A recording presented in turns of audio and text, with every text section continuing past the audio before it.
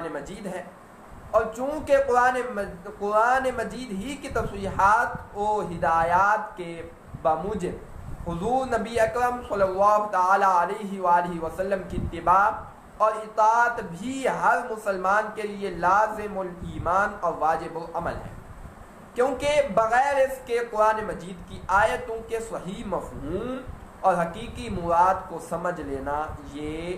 غیر ممکن اور محال ہے۔ تو ان وجوہات کی وجہ سے قرآن مجید کی آیتوں کے صحیح مفہوم اور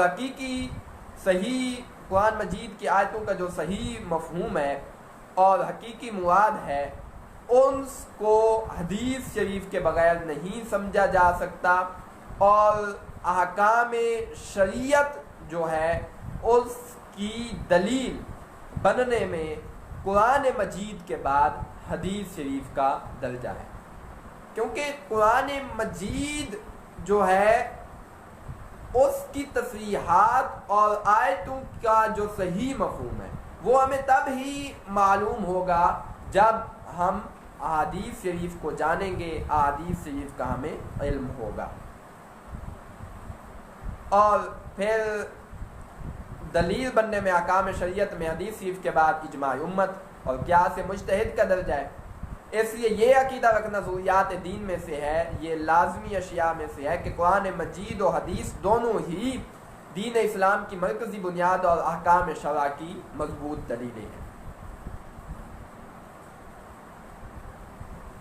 اللہ تعالیٰ نے قرآن پاک میں ارشاد فرمایا ما آتاکم الرسول فخذوا وما نہاکم عنہ فانتہوا۔ ترجمہ کنز الایمان، جو کچھ تمہیں رسول عطا فرمائے وہ لو اور جس سے منع فرمائے باز رہو۔ اب دیکھ لیں،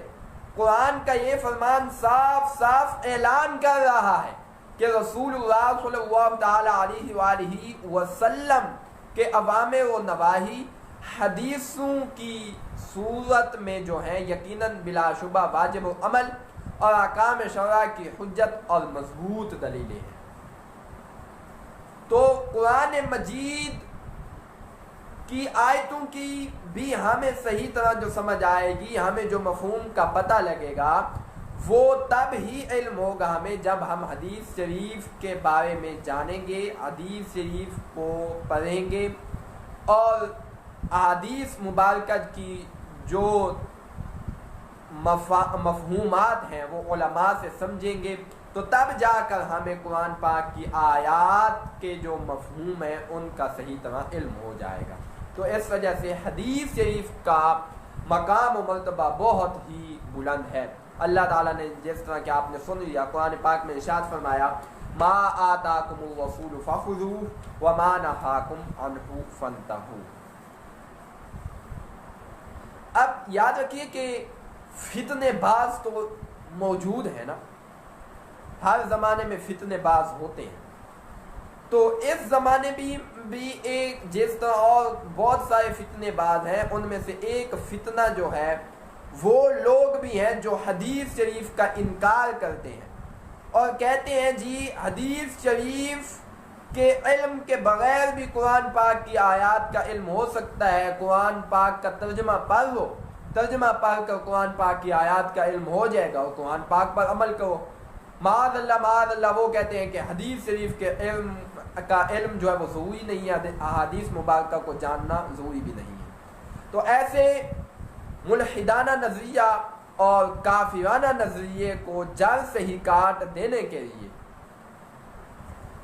اللہ تعالیٰ نے ارشاد فرمایا ہے۔ کافرانہ نظریہ اس وجہ سے ہے کہ اگر حدیث شریف کا علم حاصل نہ کیا جائے تو پھر کیا ہوگا، اس سے یہ لازم آئے گا کہ حضور علیہ الصلوۃ والسلام نے جو فرمایا ہے کوئی شخص اس پر عمل کرے یا نہ کرے تو اس سے کوئی گناہ اور کوئی ثواب نہیں ہے، اور معاذ اللہ ایسا عقیدہ رکھنا یقیناً یہ کفر ہے اور انسان کو یہ دار اسلام سے خارج کر دینے کا ایک عظیم سبب ہے۔ اللہ تعالیٰ نے ارشاد فرمایا من یطع الرسول فقد اطاع اللہ، یعنی جس نے رسول کی اطاعت کی اس نے اللہ کی اطاعت کی، اور دوسرے مقام پر ارشاد فرمایا وما ارسلنا من رسول الا لیطاع باذن اللہ، سورۃ النساء کی آیت مبارکہ ہے، اور ہم نے کوئی رسول نہ بھیجا مگر اس لیے کہ اللہ کے حکم سے اس کی اطاعت کی جائے۔ اور اللہ تعالیٰ نے اور مقام پر ارشاد فرمایا یأمرہم بالمعروف وینہاہم عن المنکر ویحل لہم الطیبات ویحرم علیہم الخبائث ویحل لہم الطیبات ویحرم علیہم الخبائث، سورۃ الاعراف کی آیت مبارکہ ہے۔ اللہ تعالیٰ نے ارشاد فرمایا وہ انہیں بھلائی کا حکم دے گا اور برائی سے منع فرمائے گا، اور ستھری چیزیں ان کے لیے حلال فرمائے گا اور گندی چیزیں ان پر حرام کرے گا۔ اب ان آیات مبارکہ سے اور اس قسم کی دوسری بہت سی آیتیں، ان سے واضح ہے کہ رسول اللہ صلی اللہ تعالی علیہ وآلہ وسلم کا منصب رسالت اس قدر بلند و بالا ہے کہ رسول مقتدا و مطاع ہے، یعنی ان کی اقتداء کی جاتی ہے، ان کی پیروی کی جاتی ہے۔ رسول حکم بھی دیتے ہیں اور چیزوں سے منع بھی فرماتے ہیں۔ رسول حلال کرنے والے بھی ہیں، حرام کرنے والے بھی ہیں، رسول حاکم بھی ہیں، رسول معلم بھی ہیں، اور رسول شارع بھی ہیں۔ تو یہ حدیث شریف کا مقام دین کے اندر ہے کہ دین کو صحیح طرح اگر سمجھنا ہے تو اس کے لیے علم حدیث کا ہونا جو ہے وہ ضروری ہے، علم حدیث کو جاننا جو ہے وہ لازم ہے، تاکہ قرآن پاک کی آیات کا جو مفہوم ہے وہ صحیح طرح سمجھ آ سکے۔ تو ان لوگوں کا یہ کہنا کہ حدیث شریف کا علم اگر نہ بھی ہو تب بھی قرآن پاک کا ترجمہ آدمی پڑھ لے تو قرآن پاک کی آیات کی سمجھ آ جاتی ہے، تو یہ بہت غلط نظریہ ہے۔ اس سے آدمی جو ہے وہ یقیناً اگر وہ ایسا عقیدہ رکھ کر اس پر عمل کرنا شروع کر دے گا وہ کفر میں مبتلا ہو جائے گا، کیونکہ کافی ساری قرآن پاک کی آیات ایسی ہیں کہ ان کو عوام تو عوام رہی، عوام الناس تو عوام الناس رہے، علماء بھی سمجھنے سے جو ہیں وہ قاصر ہیں، اور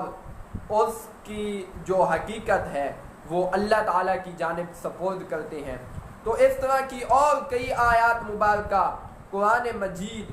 یہ سمجھنا جو ہے وہ حدیث شریف، ان کو سمجھنا اس کے لیے حدیث شریف کا جاننا جو ہے وہ ضروری ہوتا ہے۔ تو ایسے فتنہ باز لوگوں سے دور رہیے اور بچیے، اور حدیث جس طرح کے قرآن پاک کی آیات کا ترجمہ پڑھتے ہیں، قرآن پاک کا ترجمہ پڑھتے ہیں، تو اسی طرح حدیث شریف کا علم جاننے کی بھی کوشش کریں، اور ساتھ میں یاد رکھیں کہ حدیث شریف کے جو مفہوم ہیں وہ بھی علماء کے پاس جا کر ان سے سیکھنے کی کوشش کریں، اپنی طرف سے نہیں۔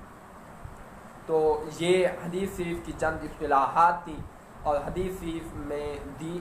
دین میں حدیث شریف کا مقام کیا ہے اس کا بیان تھا۔ انشاءاللہ عز و جل اگلے درس سے باقاعدہ 40 احادیث مبارکہ جن کا بیان کرنا ہے اس کا آغاز ہوگا۔ کل فقیر جو ہے وہ بیان نہیں کر سکا تھا کیونکہ طبیعت جو ہے وہ میری ناساز تھی۔ ویسے تو یہی کہا گیا تھا کہ جمعے کی رات جو ہے وہ بیان کیا جائے گا، لیکن بامر مجبوری جو ہے وہ بیان نہیں کیا گیا۔ تو اگر کسی کو کوئی بات سمجھ نہیں آتی، کوئی بیان کی جاتی ہے، جس طرح کہ حدیث شریف کی اصطلاحات بیان کی گئی اور جو باتیں ہیں وہ بیان کی گئی، تو فقیر سے پوچھ سکتے ہیں، اور کوشش کی کریں کہ جو بات بیان کی جاتی ہے اس کو 2-3 مرتبہ سن لیا کریں، تو جو بات ہے، جو حقیقت ہے، جو مفہوم ہے وہ واضح ہو جائے گا۔ کیونکہ عوام الناس کا ذہن جو ہے نا، یہ لا علم لوگوں نے وہ بنا دیا ہے کہ عوام الناس کو آسان سے آسان بات سمجھانے کی کوشش کی جائے تو پہلے تو سمجھنے کی کوشش نہیں کرتے،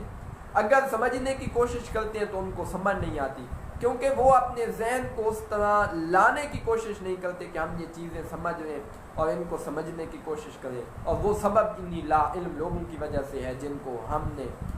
عوام الناس نے ایسے منصب پر بٹھا دیا کہ جس کے وہ اہل نہیں تھے۔ الحفیظ والامان، اللہ تعالیٰ ایسے لا علم لوگوں سے ہم سب کو محفوظ رکھے۔ وآخر دعوانا ان الحمد للہ رب العالمین۔